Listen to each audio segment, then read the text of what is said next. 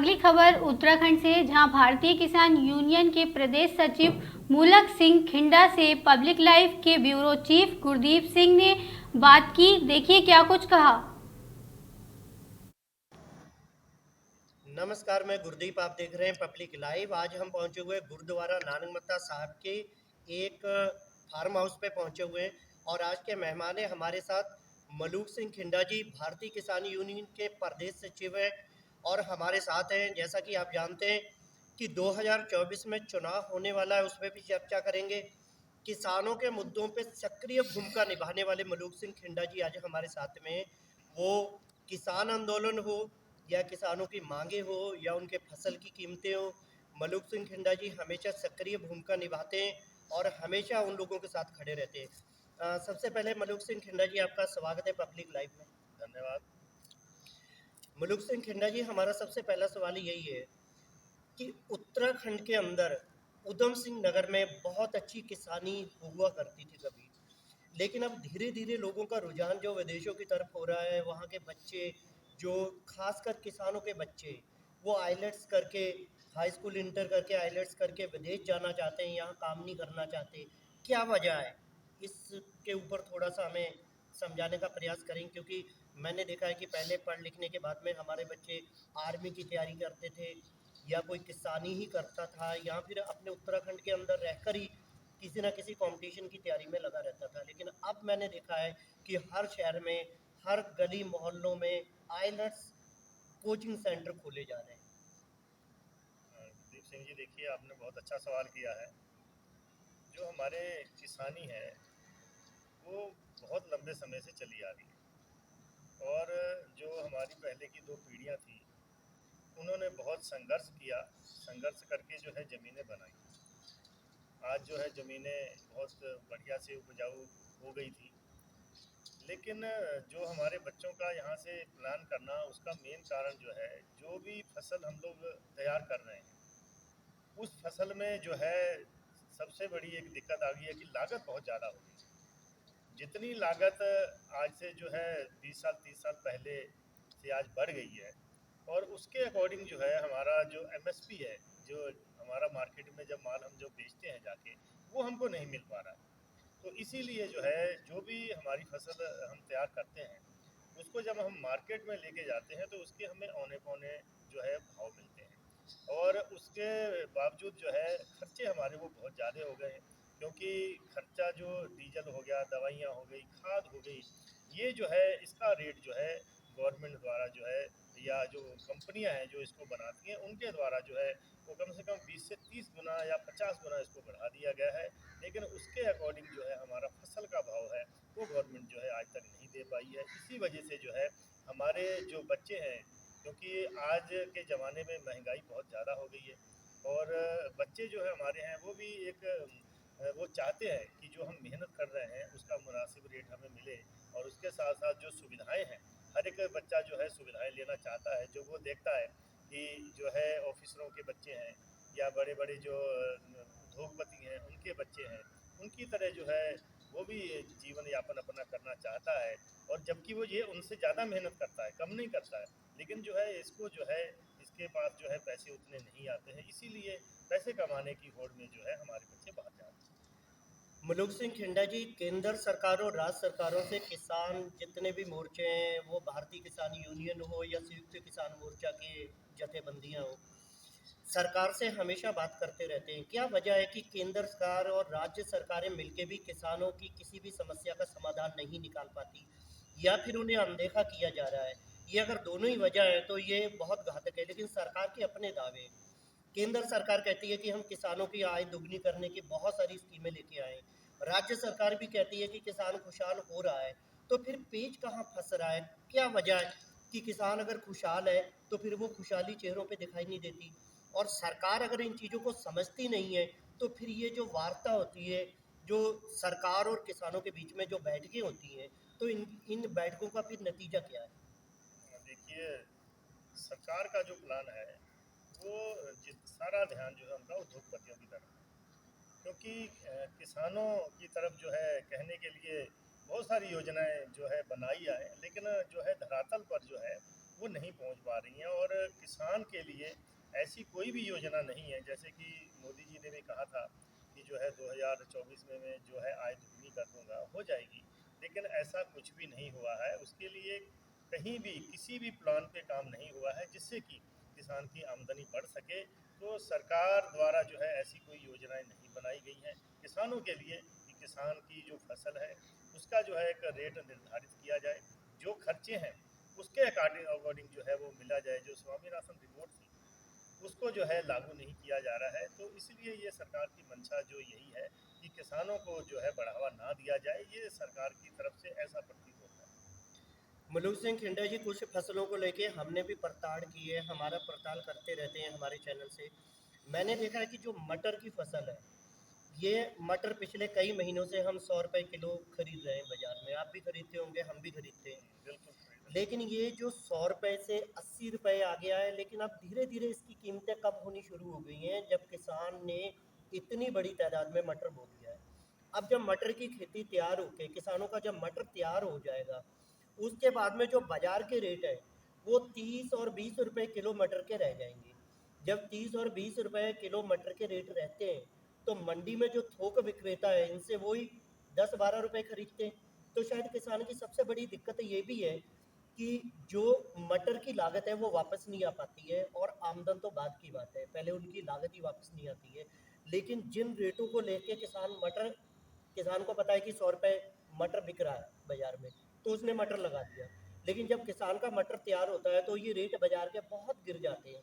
ये क्या वजह है? इसके बीच में इन चीज़ों को लेके, कच्ची फसलों को लेके सरकार और किसानों के बीच में कोई सहमति क्यों नहीं बन पाती है, जिससे किसान के कच्चे माल की कीमत एक स्तर रहे, जिससे किसानों को उसकी लागत के साथ साथ थोड़ा प्रॉफिट भी हो, ताकि किसान खुशहाल हो।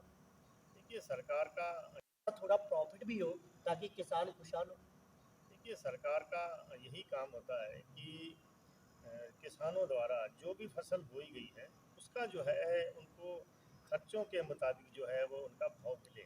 लेकिन ऐसा नहीं होता है। ये बहुत बड़ा दुर्भाग्य है किसान का कि वो फसल को बोता है, लेकिन उसको ये नहीं पता है कि इसका मुझे जो है जितनी लागत लगी है उतना भाव मिल पाएगा, उससे कम मिल पाएगा या थोड़ा उससे ज़्यादा मिल पाएगा, ये जो है बिल्कुल जो है तय नहीं है किसी तरह भी। तो यही कारण है कि जब किसान की फसल मार्केट में आती है तो जो उद्योगपति हैं वो भाव बिल्कुल डाउन कर देते हैं। तो सरकार का नियंत्रण इस पे होना चाहिए कि जब फसल किसान की कट के आई है, तैयार हो गई है, मंडी में जो वो लेके जा रहा है, क्योंकि सब्जी जो है एक ऐसी चीज़ है इसको किसान अपने घर में नहीं रख सकता। तो इसकी मजबूरी का फ़ायदा उठाकर जो जो बड़े बड़े उद्योगपति हैं, इंडस्ट्रियल हैं, जो जहाँ पे इसका मटर का दाना बनता है और वो जो पैकिंग करके उसको रखते हैं, तो वही लोग जो है इसको इसका भाव बिल्कुल डाउन कर देते हैं और उसके बाद जो है उसको कई गुना ज़्यादा पर जो है फिर वो बेचते हैं। किसान को जो है उसकी लागत भी जो है मुश्किल से मिल पाती है और जो सिर्फ 1 महीना या जो है काम करता है उस पे, जो जो भी उद्योगपति है, वो जो है उससे कई गुना ज़्यादा पैसे कमा लेता है। तो सरकार इस पे बिल्कुल नियंत्रण नहीं कर पा रही है। इसीलिए जो है हम लोग सरकार से बार-बार रिक्वेस्ट करते हैं कि जो भी फसल हमारी है, उसकी एमएसपी तय की जाए। जो जब मंडी में जब माल आ जाता है, तो उसका भाव जो है नियंत्रण रखा जाए, वो ज़्यादा डाउन ना हो पाए। लेकिन सरकारें जो है इस पे बहुत ज़्यादा काम नहीं कर पा रही हैं। सितारनी के विधायक और कैबिनेट मंत्री सौरभ बहुगुणा का भी कहना है कि चीनी मिल को हमने दोबारा से जान फूंक के चीनी मिल में किसानों को एक राहत दी है, किसानों ने गन्ना उगाना शुरू कर दिया है। वहीं प्रदेश के मुख्यमंत्री पुष्कर सिंह धामी जी का भी यही कहना है कि पिछले कई सालों से किसान हित में बहुत सारे फैसले लिए गए हैं, जिससे किसानों को बचाने का प्रयास किया जा रहा है। किसानों की आय दोगुनी के साथ साथ उनके लिए बहुत सारी योजनाएं भी बनाई जा रही है।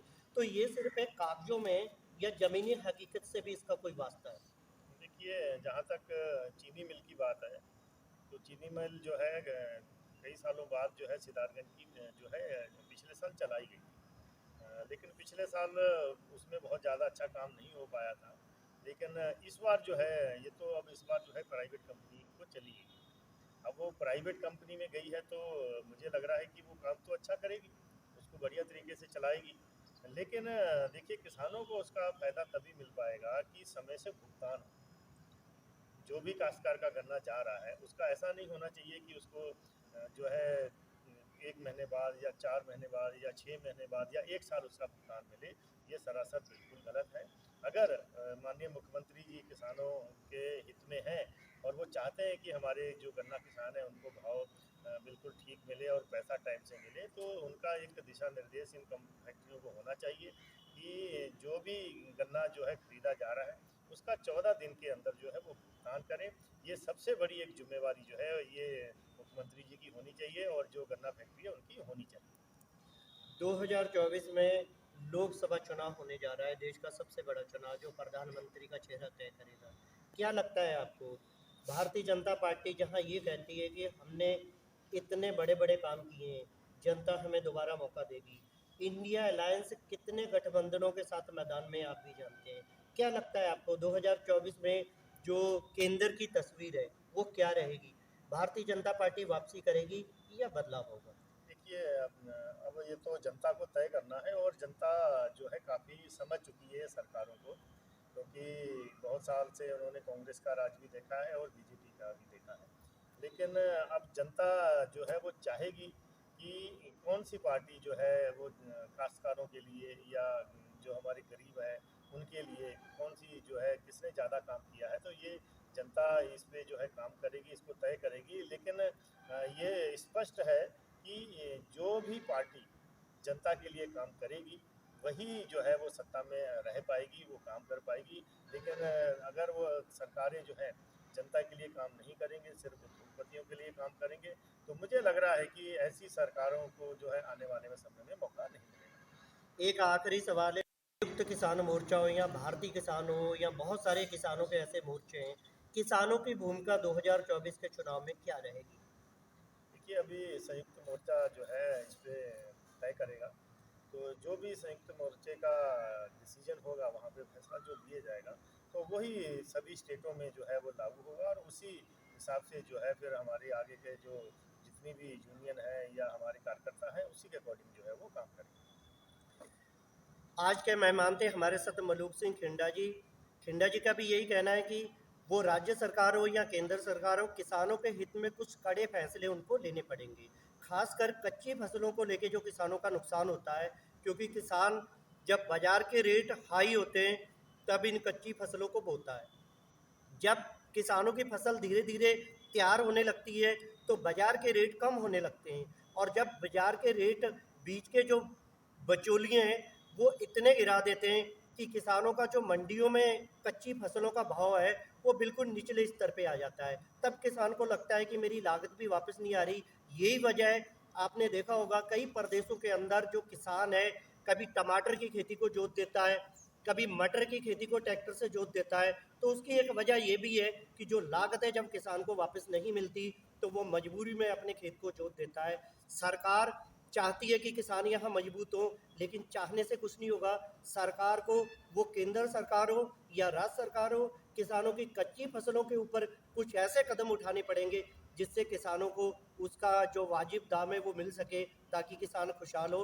बाकी 2024 को लेके मलूक सिंह खिंडा का खास तौर पे यही कहना है कि जितने भी किसान मोर्चे हैं, जितने भी किसान बंदी हैं, वो तय होगा कि 2024 में उनकी भूमिका क्या रहेगी। बाकी उनका ये स्पष्ट कहना है कि जो सरकार किसानों के हित में काम करेगी, गरीबों के हित में काम करेगी, उसी को आम जनता वोट देगी और उसी को चुन के केंद्र में भेजेगी। आगे भी एक नए मेहमान के साथ हम फिर आप लोगों के साथ जुड़ेंगे, तब तक देखते रहिए आप पब्लिक लाइव।